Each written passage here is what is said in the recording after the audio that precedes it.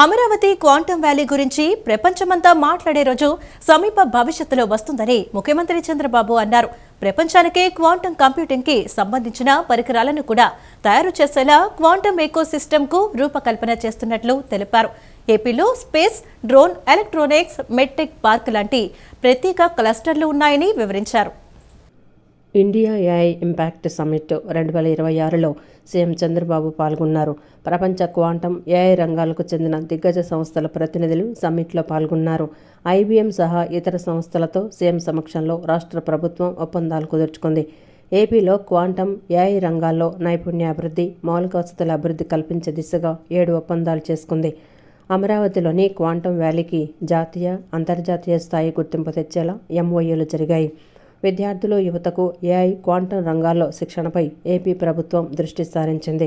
ప్రభుత్వ శాఖల్లో AI, quantum వినియోగంపై, టెక్నాలజీ ద్వారా ప్రజలకు సేవలను సులభతరం చేయటంపై ఏపీ ప్రభుత్వం ప్రత్యేక దృష్టి పెట్టింది. ఈ 7 ఎంఓయూలు ఏపీలో ఏఐ, క్వాంటమ్ ఎకోసిస్టమ్ పెంపొందించడానికి బాటలు వేయనున్నాయి. క్వాంటమ్ ఏఐలో సెంటర్ ఆఫ్ ఎక్సలెన్స్ ఏర్పాటుకు యుఎన్ఐసిసితో ఒప్పందం చేసుకున్నారు. క్వాంటమ్ ఏఐ సైబర్ సెక్యూరిటీలో 1,00,000 మంది యువతకు శిక్షణ ఇచ్చేలా ఐబీఎంతో ఎంఓయూ జరిగింది. ఏపీలో క్వాంటమ్ ఏఐ వర్సిటీ ఏర్పాటుపై ఎన్ఐఈఎల్ఐటీతో ఒప్పందం చేసుకున్నారు. రాష్ట్ర స్థాయి ఏఐ టెక్ హబ్, 5 లేయర్డ్ స్వదేశీ ఏఐ స్టాక్ నిర్మించేలా ఒప్పందం జరిగింది. భారత్, జెన్ఎక్స్ జెన్, ఐబీఎంలతో రాష్ట్ర ప్రభుత్వం ఒప్పందం చేసుకుంది. ఏపీలోని 50 ఉన్నత విద్యా సంస్థల్లో ఏఐ, క్వాంటమ్ టెక్నాలజీని బలోపేతం చేసేలా ఒప్పందం దోహదపడనుంది. AI academy, AI sandbox ఏర్పాటుకు కాలిబో ఏఐ సంస్థ ఏపీతో ఒప్పందం చేసుకుంది. అమరావతి క్వాంటమ్ వ్యాలీలో సెంటర్ ఆఫ్ ఎక్సలెన్స్ ఏర్పాటుకు వైజర్ సంస్థ, ఏపీలో ఏఐ ట్యూటర్ ఏర్పాటు అంశంపై ఐఐటి మద్రాస్తో రాష్ట్ర ప్రభుత్వం ఒప్పందాలు చేసుకుంది. చట్టసభ సాక్షిగా వైకాపా సభ్యులు హిందువుల మనోభావాలు దెబ్బతీశారని శాసనసభ వ్యవహారాల శాఖ మంత్రి పయ్యావుల కేశవ్ ధ్వజమెత్తారు. హిందూ మతాన్ని రెచ్చగొట్టేలా వైకాపా ప్రవర్తించిందని మండిపడ్డారు. హద్దులు దాటి ప్రవర్తించి దేవదేవుడు పట్ల మహాపచారానికి పాల్పడ్డారని విమర్శించారు. ప్రతిపక్ష ఎమ్మెల్సీలు ప్రవర్తించిన తీరు ఎంతో కలిచివేసిందని ఆగ్రహం వ్యక్తం చేశారు. హిందూ సమాజానికి క్షమాపణలు చెప్పే వరకు విషయాన్ని వదిలిపెట్టమని హెచ్చరించారు. ఏపీ శాసన మండలిలో వైఎస్ఆర్ కాంగ్రెస్ పార్టీ సభ్యులు చెప్పులు, బూట్లు వేసుకుని దేవుడి ఫోటోలను ప్రదర్శించడాన్ని కూటమి సభ్యులు తీవ్రంగా ఖండించారు. చైర్మన్ ఛాంబర్ వద్ద మంత్రి లోకేష్ నేతృత్వంలో ఎన్డీఏ సభ్యులు నిరసన వ్యక్తం చేశారు.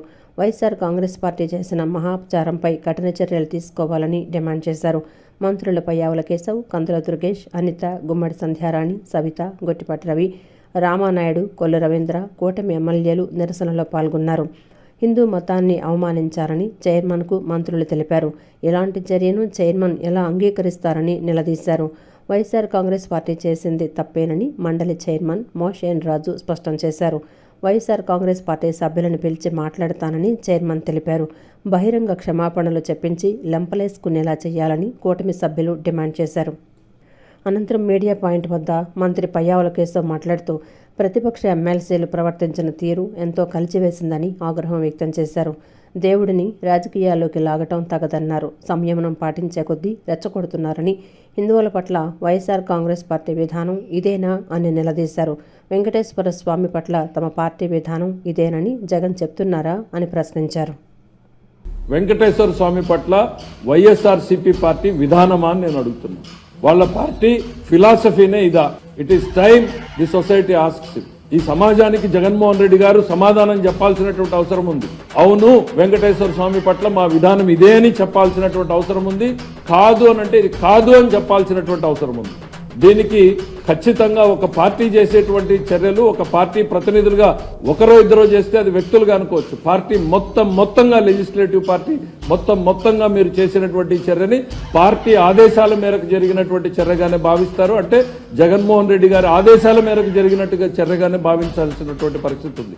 కళ్ల ముందు వెంకటేశ్వర స్వామి ప్రతిమని లేకపోతే ప్రతిరూపంగా ఉన్నటువంటి ఫోటోని వాళ్ళు ప్రదర్శిస్తూ అపహాస్యం చేస్తున్నటువంటి తీరును చూస్తే అసలు క్షమించరానటువంటి స్పందన ఒక భావన వచ్చింది. దాంతోనే రియాక్ట్ అయ్యాను తప్ప వేరేది కాదు. ఇది ఖచ్చితంగా దేవుణ్ణి రాజకీయాల కోసం వాడుకోవడంలో పరాకాష్ట.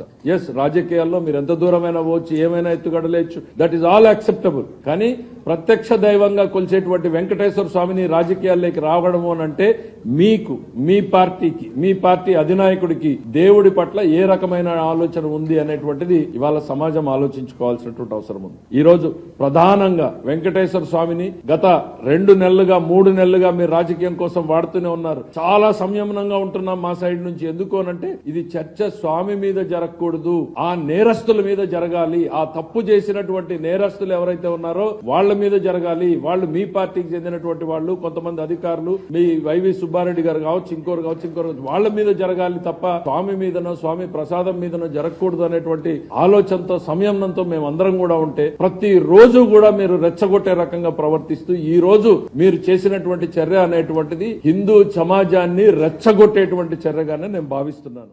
శాసన మండలిలో చెప్పులు, బూట్లు తీసేసి వెంకటేశ్వర స్వామి ఫోటోలు ప్రదర్శించమని వైసీపీ ఎమ్మెల్సీ బొత్స సత్యనారాయణ చెప్పారు. సభ వాయిదా తరువాత ఫోటోలు పడేయలేదని తానే సమీకరించి టేబుల్పై పెట్టానని చెప్పుకొచ్చారు. చెప్పులు వేసుకుని ఫోటోలు ప్రదర్శించినట్లు ఫోటోలు, వీడియోలు చూపించాలని సవాల్ చేశారు. మేము తీసుకెళ్ళిన ఫోటోలు ఒకటి చూపెట్టమనండి. మేము కూర్చొని నా ముందు చెప్పులు ఇప్పి ఏదైతే ఆ దేవదేవుడి తాలూకా భక్తిభావంతో తీసుకెళ్లి అయ్యా వీరికి మంచి బుద్ధి ప్రసాదించు అని చెప్పాం. మళ్ళీ తీసుకొచ్చి మళ్ళీ కలెక్ట్ చేసి మళ్ళీ టేబుల్ మీద నేనే పెట్టాను. చూడమండి, కెమెరాలు చూడమండి ఒక ఫోటోని తీసుకొచ్చి. ఎందుకండి ఈ కుంటి సాకులు? చూపెడితే ఆశ్చర్యపోతారు. అదే కదా మీరు చెప్పారుగా, మేము అవమానించలేదు, దాన్ని తీవ్రంగా ఖండిస్తున్నాం, హౌస్ లో మేమేమి ఆ కార్యక్రమం చేయలేదు, ఖండిస్తున్నాం అని చెబుతూ ఓ ఫోటోను చూపెడతారు. వైకాపా ఎమ్మెల్సీ బొత్స సత్యనారాయణ వ్యాఖ్యలపై మంత్రి నారా లోకేష్ తీవ్రంగా స్పందించారు. చెప్పులు వేసుకుని దేవుడి ఫోటోతో సభలోకి వెళ్లినట్లు సాక్ష్యం చూపించగలరా అని బొత్స సవాల్ విసరగా స్పందించిన నారా లోకేష్ ఎక్స్ లో తాజాగా ఓ వీడియోను పోస్టు చేశారు. చెప్పులు, బూట్లు వేసుకుని దేవుడి ఫోటో పట్టుకెళ్లిన ఫోటోలు, వీడియోను విడుదల చేశారు. మీకు దేవుడంటే భక్తి, భయం లేదు, హిందువుల మనోభావాలంటే లెక్కే లేదు. బూట్లు, చెప్పులతో వెంకటేశ్వర స్వామి చిత్రపటాలను పట్టుకుని మహాప్రాధం చేస్తారన్నారు. కౌన్సిల్లో ప్రదర్శించిన శ్రీవారి ఫోటోలు అక్కడే విసిరేసి వెళ్లటం క్షమించరాని పాపమని లోకేష్ మండిపడ్డారు. ఏపీలో వైకాపా ప్రభుత్వంతో పోలిస్తే కూటమి నాయకత్వంలో క్రైమ్ రేట్ 6% తగ్గిందని హోంశాఖ మంత్రి వంగలపూడి అనిత తెలిపారు. హోంశాఖ బడ్జెట్ డిమాండ్ను అసెంబ్లీలో ప్రవేశపెట్టిన సందర్భంగా ఆమె మాట్లాడారు. సైబర్ నేరాల నియంత్రణకు తగిన చర్యలు తీసుకుంటున్నట్లు వెల్లడించారు. వైకాపా కార్యకర్తలు రప్ప అంటూ రెచ్చగొట్టేలా ప్రవర్తిస్తే చూస్తూ ఊరుకోమని మంత్రి అనిత హెచ్చరించారు. ఇన్వెస్టిగేషన్, పబ్లిక్ ఆర్డర్ మెయింటెనెన్స్ వల్ల ఈరోజు క్రైమ్ రేట్ని కూడా సుమారుగా 6% తగ్గించుకునే పరిస్థితి. ఓవరాల్గా చూసుకుంటే అధ్యక్ష, ఇప్పుడు బాడీలీ అఫెన్సెస్ కానీ, ప్రాపర్టీ క్రైమ్స్ కానీ, క్రైమ్ అగెన్స్ట్ ఎస్సీ అట్రాసిటీస్ కానీ, ఎకనమిక్ అఫెన్సెస్ కానీ ఇవన్నీ చూసుకుంటే ఒక్క ఎకనమిక్ అఫెన్సెస్ మాత్రమే 4.8% పెరిగింది. కానీ మిగతా అన్ని రేటింగ్ అదే అధ్యక్ష 55% తగ్గింది అధ్యక్ష. బాడీలీ అఫెన్సెస్ 11% తగ్గినాయి. ప్రాపర్టీ క్రైమ్స్ 1.9% తగ్గింది. ఈరోజు క్రైమ్ అగెన్స్ట్ ఎస్సీ ఎస్టీస్, నేను ఈ విషయం గురించి చెప్పాలి. ఇంతకు ముందు గవర్నమెంట్లో ఎస్సీ అట్రాసిటీ కేసు అంటే వాళ్ళకు ఒక వెపన్. ఎలాంటి వెపన్ అంటే ఎవరైనా వాళ్ళ మాట వినకపోతే ఒక ఎస్సీ ఎస్టీ అట్రాసిటీ కేసు పెట్టించి వాళ్ళని జైల్లో పంపిస్తే వీళ్ళు శుభ్రంగా ఆనందంగా ఉండేవారు. కానీ ఈరోజు పారదర్శకంగా ఎన్డీఏ గవర్నమెంట్ పనిచేస్తుందని చెప్పడానికి మరొక ఉదాహరణ, ఎస్సీ ఎస్టీ అట్రాసిటీ కేసెస్ 25% తగ్గిందని చెప్పడమే మేము పారదర్శకంగా పనిచేస్తున్నామని చెప్పడానికి ఇది ఒక ఉదాహరణగా చెప్పొచ్చు అధ్యక్ష. క్రైమ్ అగైనెస్ట్ ఉమెన్ కూడా 4.4% తగ్గింది అధ్యక్ష. మా నియోజకవర్గం zero. Thank you sir, thank you. దీనివల్ల మెయిన్ అధ్యక్ష, దీనివల్ల ఎందుకు ఇలా తగ్గినాయి అనుకుంటే, ఇప్పుడు విజిబుల్ పోలీసింగ్ అధ్యక్ష, invisible policing, at the same time strong surveillances. ఈరోజు సీసీటీవీ కెమెరాస్, ఎవడైనా తప్పు చేస్తే తప్పించుకొని పోదాము అన్న కాన్సెప్ట్నే ఈరోజు తీసేసే పరిస్థితి. ఇందాక మనకి కొన్ని చోట్ల సీసీటీవీ కెమెరాస్, మన ఇప్పుడు కొంతమంది సభ్యులు చెప్పారు కొన్ని చోట్ల సీసీటీవీ కెమెరాస్ గురించి. కానీ మెయిన్ స్ట్రీమ్స్ అన్నీ కూడా సీసీటీవీ కెమెరాస్తో ఆ సర్వేలెన్సెసే కాకుండా ఎక్కడైనా ఓపెన్ డ్రింకింగ్ చేసినా, ఎక్కడైనా ఓపెన్గా మనకి గ్యాంబ్లింగ్ ఆడినా, ఎవరైనా ఈవ్ టీజింగ్ చేసినా కాలేజీలు అయిపోయిన తర్వాత కూడా ఒక నిఘా వెనక పైన తిరుగుతూనే ఉంటుంది అధ్యక్ష, డ్రోన్ల రూపంలో. కాబట్టి ఈరోజు మేము క్రైమ్ రేట్ని తగ్గించామని చెప్పడానికి మేము బలంగా చెప్పగలుగుతున్నాం. ఐకానిక్ టవర్స్ లో శాఖల వారీగా ఉద్యోగులకు వర్క్ స్పేస్ కేటాయింపుపై మంత్రి నారాయణ ఆధ్వర్యంలోని మంత్రివర్గ ఉపసంఘం చర్చించింది. పరిపాలనా భవనాల నిర్మాణం, శాఖల వారీగా ఉద్యోగుల మేరకు వర్క్ స్పేస్ కేటాయింపులు తదితర అంశాలపై చర్చించారు. ఐకానిక్ టవర్స్ లో డీజీపీ ఆఫీస్ ఉండాలా, విడిగా ఉండాలా అనే దానిపై సీఎందే నిర్ణయమని మంత్రి నారాయణ అన్నారు. తొలుత 31.71 లక్షల చదరపు అడుగుల వర్క్ స్పేస్ అంచనా వేశామని, దీనిపై మరోసారి చర్చించి నిర్ణయం తీసుకుంటామని మంత్రి నారాయణ మీడియాకు తెలిపారు. శాఖల వారీగా ఉద్యోగుల వివరాలపై స్పష్టత ఇవ్వాలని ప్రభుత్వ ప్రధాన కార్యదర్శిని కోరినట్లు చెప్పారు. రోల్స్లో 39,882 మంది ఎంప్లాయీస్ ఉండాలని, 9,882. అయితే దాన్ని డిపార్ట్మెంట్ అలా కొంత కరెక్షన్ చేయాలని కూడా చెప్పారు. దాన్ని వాళ్ళు ప్రజెంట్ చేశారు అధికారులు. దాన్ని అన్ని ప్రతి డిపార్ట్మెంట్ నుంచి ఒకరిని నామినేట్ చేయమని సిఎస్ గారికి చెప్పబోతున్నాం. వారి ద్వారా వర్కింగ్ ఎంతమంది ఉన్నారు, శాంక్షన్ ఎంత ఉంది అనే డేటా అంతా తీసుకొని నెక్స్ట్ మండే మళ్ళా జీఓఎం పెడతాం. నెక్స్ట్ మండే కల్లా ఆ డేటా ప్రజెంట్ చేయమని చెప్పడం జరిగింది. ఇప్పుడు యాజ్ టీజ్గా వాళ్ళు తీసుకున్నది 2014-19లో 26,700 మంది ఉంటారని ఎస్టిమేట్ చేసి, దానికి తగ్గట్టుగా యాక్చువల్గా ఆ రోజు ఈ 31.71 లక్షల కార్పెట్ ఏరియా వచ్చే విధంగా డిజైన్ చేశారు. 31.71 lakh square feet. దాన్ని జీఓఎం నెక్స్ట్ మండే మళ్ళా కూర్చుంటుంది. ఈ లోపల ఇతర రాష్ట్రాల్లో ఉన్న కొత్తగా కట్టిన సచివాలయం ఏదైతే ఉండే నయా రాయ్పూర్ కానీ, లేదా మన పక్క రాష్ట్రం హైదరాబాద్ కానీ, అదేవిధంగా సెంట్రల్లో కట్టింది కానీ, వాటిల్ని కూడా స్టడీ చేసి దాంట్లో కూడా ఎన్ని స్క్వేర్ ఫీట్ కట్టారు, ఎంతమందికి అకామిడేషన్ ఇచ్చారు, ఆ కంపారిటివ్ డేటా కూడా నెక్స్ట్ జీఓఎంకి సబ్మిట్ చేయమని జీఓఎం తెలియపరచడం జరిగింది. అంటే దీంట్లో యాక్చువల్గా ఇంకొకటి కూడా ఈ పోలీస్ డిపార్ట్మెంట్ది కూడా ఉంది. అంటే ఇవాళ మేము చూసిన దాంట్లో ఏంటంటే ఒక పోలీస్ డిపార్ట్మెంట్దే దీంట్లో 14,000 చూపించారు. అంటే అప్పుడు అంతా వేసి 26,700 చేశారు. 39,000 వచ్చిన తర్వాత ఇప్పుడు దాంట్లో 14,000 తీసేస్తే ఆటోమేటిక్గా 25,800 వస్తుంది. అటు కాదు, వాళ్ళు ఐ థింక్ ఈ యొక్క డిఫరెంట్ ఉంటాయి కదా wings, different locations training authority అవి కూడా వేసినట్టున్నారు. అందువల్ల క్రాస్ చెక్ చేయమని ఇన్స్ట్రక్షన్. అది డీజీ ఆఫీసు, అదొక్కటే యాక్చువల్గా మళ్ళీ ఆ డిపార్ట్మెంట్తో సీఎం గారితో మాట్లాడి ఫైనలైజ్ చేయాలి. సెక్రటరియట్ హోమ్ ఇక్కడే ఉంటారు దీంట్లోనే, అది ఒక్కటే మాత్రం ఆల్రెడీ కట్టున్నారు అక్కడ. దాని విషయం కూడా ఒకసారి సీఎం గారితోనూ ఆ డిపార్ట్మెంట్ వాళ్ళతో మాట్లాడి ఫైనలైజ్ చేయాలి. గత ప్రభుత్వ పాపాల కారణంగా పెరిగిపోయిన 22A నిషేధిత జాబితా భూముల పరిష్కారానికి ప్రత్యేక డ్రైవ్ నిర్వహిస్తున్నట్లు మంత్రి ఆనగాని సత్యప్రసాద్ తెలిపారు. శాసనసభలో రెవెన్యూ, రిజిస్ట్రేషన్ మరియు స్టాంప్స్ శాఖ బడ్జెట్ కేటాయింపులపై జరిగిన చర్చకు మంత్రి సమాధానమిచ్చారు. 22A జాబితా భూముల తొలగింపు సరళతరం చేసేలా అధికారులు బదలాయింపు చేస్తామని, 22A జాబితా నుండి ప్రైవేటు భూములు తొలగించే అధికారం ఆర్టీఓలకు అప్పగించాలన్నారు. ఒకవేళ ఏదైనా భూమిని 22A జాబితాలో చేర్చాలంటే ఆ పట్టాదారునికి రిజిస్టర్ పోస్ట్ ద్వారా గానీ, ఈకేవైసీ ద్వారా గానీ నోటీసులు తప్పనిసరిగా ఇవ్వాలన్నారు. ఆ తర్వాత ఖచ్చితమైన విచారణ చేసి సరైన కారణాలతో ఉత్తర్వులు ఇవ్వాలని తెలిపారు. 10 ఏళ్లకు పూర్వం అసైన్ చేసిన ఇంటి స్థలాలన్నింటికీ పూర్తి హక్కులు కల్పించబోతున్నామన్నారు. ఇనాం భూములపై జీవోఎం త్వరలోనే పరిష్కారాన్ని చూపుతుందని అన్నారు. భూ విక్రయాలు జరిగితే జిరాక్స్ పేపర్లు ఇచ్చే విధంగా ఒకటి. మూడోది అధ్యక్ష, ల్యాండ్ టైటిలింగ్ యాక్ట్ అధ్యక్ష.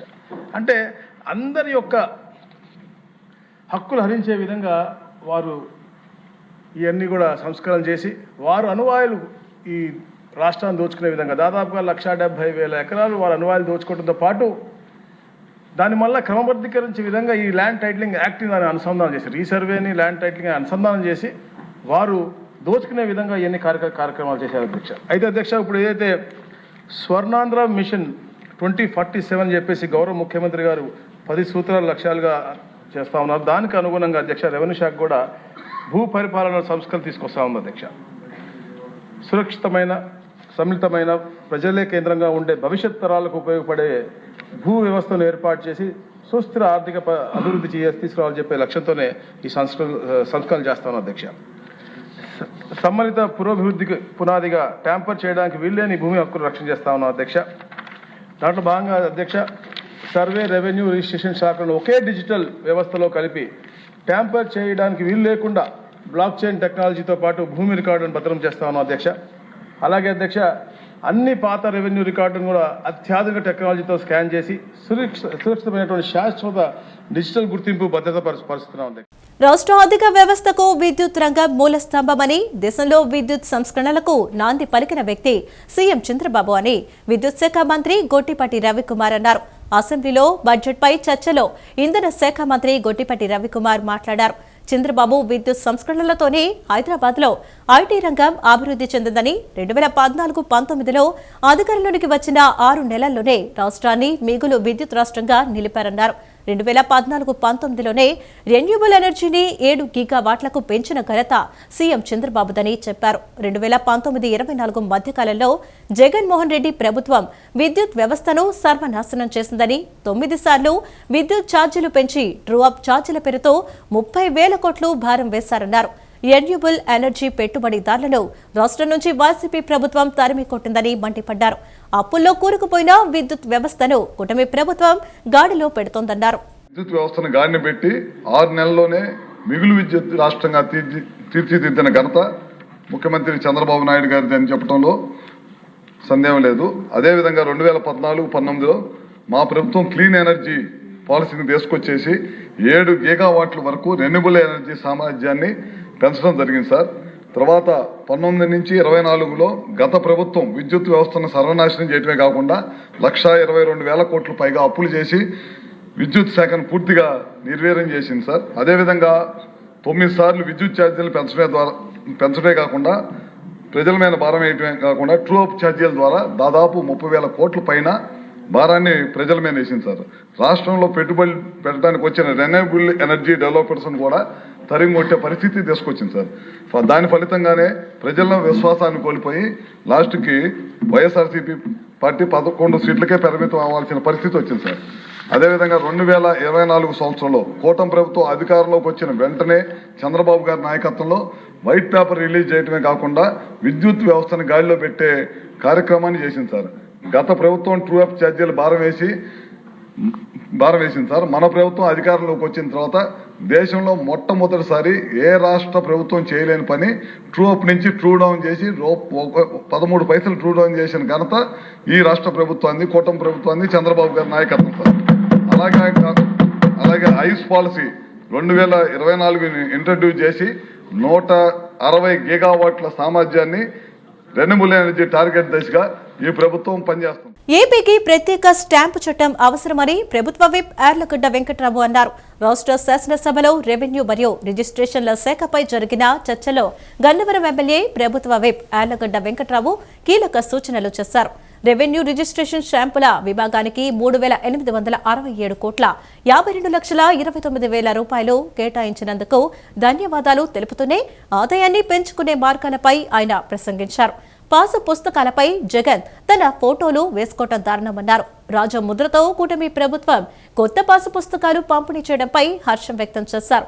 గత ప్రభుత్వ హయాంలో రికార్డులు ట్యాంపర్ చేసిన ఎంఆర్ఓపై విచారణ జరపాలని కోరారు. కృష్ణా యూనివర్సిటీ భూమి కేటాయింపు ఫైలును వేగవంతం చేయాలన్నారు. జగన్ అసెంబ్లీకి రాకుండా మార్నింగ్ షో, మ్యాట్నీ షో లాగా 3 గంటల పాటు ప్రెస్ మీట్లు పెడుతున్నాడని మండిపడ్డారు. కృష్ణా బ్యారేజ్ని కానీ, ధవళేశ్వరం బ్యారేజ్ కట్టిన సర్ ఆర్థర్ కాటన్ గారు కానీ, రైతులకు భూమి హక్కులు కల్పించిన బ్రిటిషర్ అయిన థామస్ మన్రో కానీ, ఈ రాష్ట్రాన్ని పరిపాలించిన 19 మంది ముఖ్యమంత్రుల్లో దాదాపు ఏ ముఖ్యమంత్రికి రాని ఆలోచన జగన్మోహన్ రెడ్డి గారు చేసి ఆయన ఫోటోని ప్రజల ఆస్తులకు సంబంధించిన పాస్బుక్ల మీద ఆయన ఫోటో వేసుకుంటూ దారుణం అధ్యక్ష.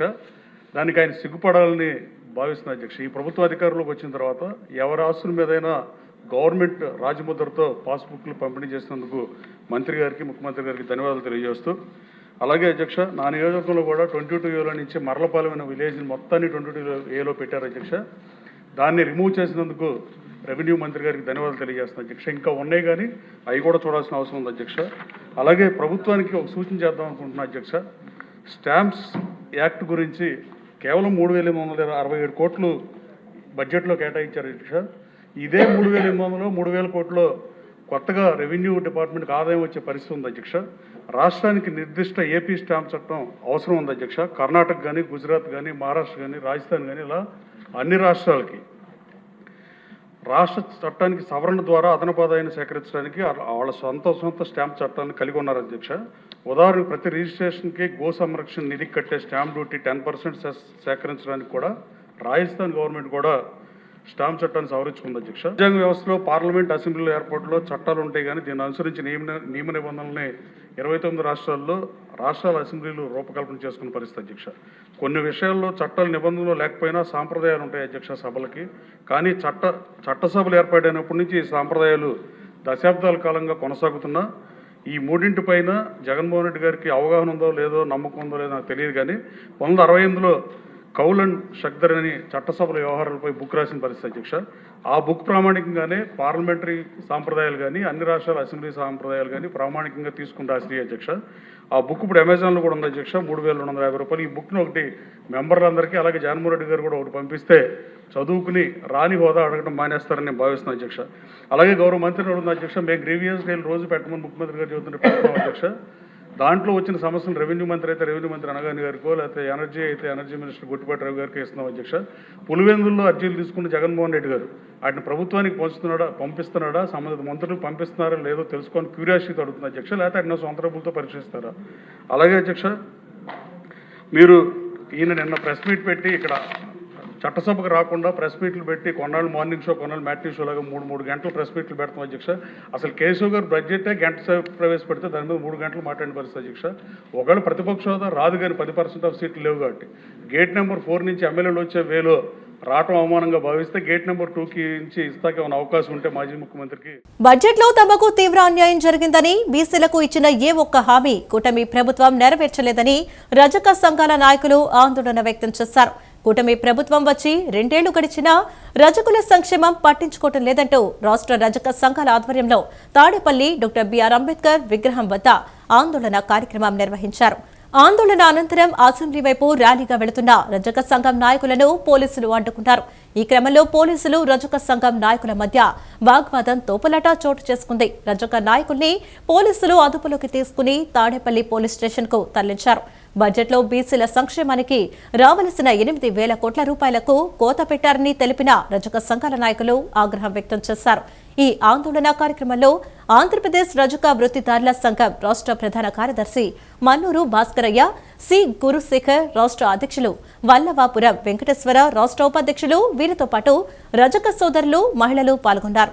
అంటే మీరు రొటీన్ గా జరిగేటటువంటి కార్యక్రమాల లెక్కలన్నీ తీసి బీసీలు లెక్కలు చెప్పి ఇంత ఖర్చు పెట్టామని చెప్తున్నారా? ఇది దుర్మార్గమైన విషయం. మా సంక్షేమానికి అధిక నిధులు కేటాయిస్తామని చెప్పారు. ఇప్పుడు బీసీలకి 51 కోట్ల రూపాయలు కేటాయిస్తున్నామని చెప్పారు. కానీ సంక్షేమంలో, అందులో బీసీలకు పెట్టే సంక్షేమంలో 8,000 కోట్ల రూపాయలు కోత పెట్టారు ఇప్పుడు మీరు. ఇది దుర్మార్గమైన విషయము. అంటే కోత పెడుతూ సంక్షేమాన్ని ముందుకు తీసుకుపోతామని చెప్తున్నారు. ఎలా తీసుకుపోతారో మాకు తెలియదు. అంతేకాదయ్యా, మీరు 8 మంది మంత్రులతో బీసీ సబ్ కమిటీని వేశారు. ఆ సబ్ కమిటీ ఒక్కసారే సమావేశం అయింది. 8 నెలల కాలం గడిచింది. కానీ 8 నెలల కాలంలో ముఖ్యమంత్రి గారు మీరు చెప్పిన అంశం వివిధ ప్రజా సంఘాలతో, బీసీ సంఘాలతో, వృత్తి సంఘాలతో, ప్రజా సంఘాలతో చర్చిస్తానని చెప్పారు. విధి విధానాలు నిర్ణయిస్తానని చెప్పారు. అలా చేయలేదు. ఎస్సీ ఎస్టీ అట్రాసిటీ చట్టంలాగా ఉండాలి. ప్రభుత్వం ఏం చేసింది, 8 మందితో కమిటీ వేసి బీసీలందరికీ చట్టం అని చెప్పేసి అంటుంది. బీసీలందరికీ ఇచ్చినందువల్ల మాకేమీ నష్టం లేదు, మేము సంతోషిస్తాం. అయితే ప్రధానంగా నష్టపోతుంది ఎవరంటే బీసీల్లో ఉన్నటువంటి రజక వృత్తిదారులే. ఎందుకంటే అపార్ట్మెంట్లో పనిచేస్తూ ఉన్నారు, వివిధ గ్రామాల్లో పనిచేస్తూ ఉన్నారు. వీళ్ళ మీద అనేక రకాలుగా దాడులు జరుగుతూ ఉన్నాయి. కాబట్టి ఖచ్చితంగా మాకు రక్షణ చట్టం అవసరం అని చెప్పేసి ప్రధానంగా డిమాండ్. అలాగే కార్పొరేషన్ కేటాయించారు. కార్పొరేషన్ కి చైర్మన్ గారు ఉన్నారు. ఆమె అన్ని జిల్లాలు తిరుగుతూ ఉంది. ఆత్మీయ మహాసభలని, ఆత్మీయ సభలను పెడతా ఉన్నారు. కానీ ఆత్మీయ సభల వల్ల ఏం ఉపయోగం లేదని చెప్పేసి మేము చెప్పదలుచుకున్నాం. ప్రతి సామాన్యుడు అతి తక్కువ ధరలో సొంత ఇంటి కలను నెరవేర్చాలనే ఉద్దేశంతో హనుమాన్ కన్స్ట్రక్షన్ సంస్థ ముందుకు సాగుతోందని ఆ సంస్థ అధినేతలు శ్రీనివాసరెడ్డి అంజలి తెలిపారు.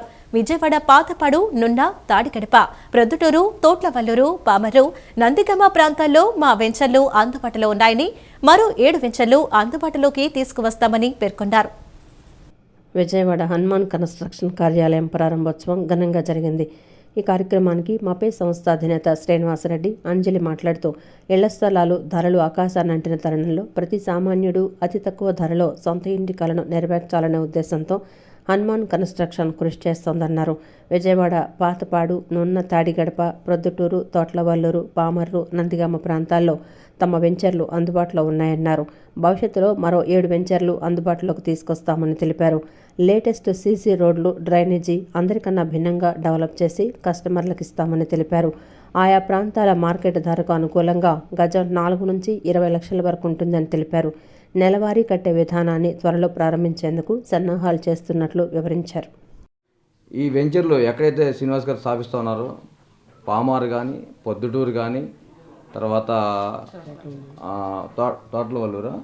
తోట్లవల్లూరు, నందిగామ, నెక్స్ట్ మన పెనమలూరు కాన్స్టిట్యున్సీలో తాడిగడప మున్సిపాలిటీ దాదాపు 3 లక్షల పైగా నివసిస్తున్న ఏరియా తాడిగడప మున్సిపాలిటీ. అక్కడ కూడా వెంచరు స్టార్ట్ చేయబోతా ఉన్నారు త్వరలో. ఈ వెంచర్లు ప్రతిదీ కూడా ప్రజలకు అందుబాటులోకి ఇస్తూ మీరు డెవలప్ అవుతూ ఇట్లాంటి మరిన్ని చేసుకుంటూ ప్రజలకి అందుబాటులో ఉన్న రేట్లను మీరు ఇవ్వాలని చెప్పి కోరుకుంటూ మీరు కూడా ఉన్నత స్థాయికి వెళ్ళాలి. ఇలాంటి వెంచర్లు ఇంకెన్నో స్థాపించుకుంటూ అందరిలో మంచి పేరు తెచ్చుకుంటూ మీతో మా జర్నీ ఎప్పుడు కంటిన్యూగా ఉండాలని చెప్పి చాలా క్వాలిటీగా ఇద్దామని చెప్పేసి మా సంస్థ నుంచి మేము అనుకున్న విధంగా చాలా బాగా చేస్తామని చెప్పేసి మేము మీడియా ముఖ్యంగా చెప్తున్నాం. 100 గజాలు 4 లక్షల నుంచి 20,000 వరకు గజం మేము ఇవ్వదలుచుకున్నాం. రాబోయే వెంచర్స్ మాత్రం 30 వరకు ఉంటాయి. 30K అంటే అవి ఉన్న ప్లేస్ని బట్టి కూడా రేట్ నిర్ణయిస్తాం. అంటే ఈఎంఐల ద్వారా అలా ఈఎంఐలు లేవండి. ఏదైనా బ్యాంక్ లోన్ ద్వారా ప్లస్ మామూలుగా మంత్లీ వైజ్గా కాకుండా ఓన్లీ బ్యాంకు ద్వారా plus cash and carry on ద్వారా వెంచర్స్ ఇవ్వబడతాయి. ఈఎంఐ ఫెసిలిటీస్ లేదు. త్వరలో అది దాని గురించి ఆలోచిస్తాము. ప్రతి ఒక్క సామాన్యుడికి ఈ హనుమాన్ కన్స్ట్రక్షన్స్ అండ్ డెవలపర్స్ నుంచి వాళ్ళు కొనగలిగే రీతిలో అతి రీజనబుల్ ప్రైజెస్కి మనం వెంచర్లో ప్లాట్ అనేది ఇవ్వడం జరుగుతుంది. అంటే ఇప్పుడున్న ప్రజెంట్ సిచ్యువేషన్లో ల్యాండ్ వాల్యూస్ కూడా చాలా పెరిగి ఉన్నాయి. సో ప్రతి సామాన్యుడు కూడా కొనగలిగే విధంగా మనం ల్యాండ్ సెలెక్ట్ చేసి అభివృద్ధి ప్రదంలో వెళ్ళే విధంగా మనం దాన్ని తయారు చేస్తున్నాము. ఈ వార్తలు ఇంతటితో సమాప్తం. నమస్కారం.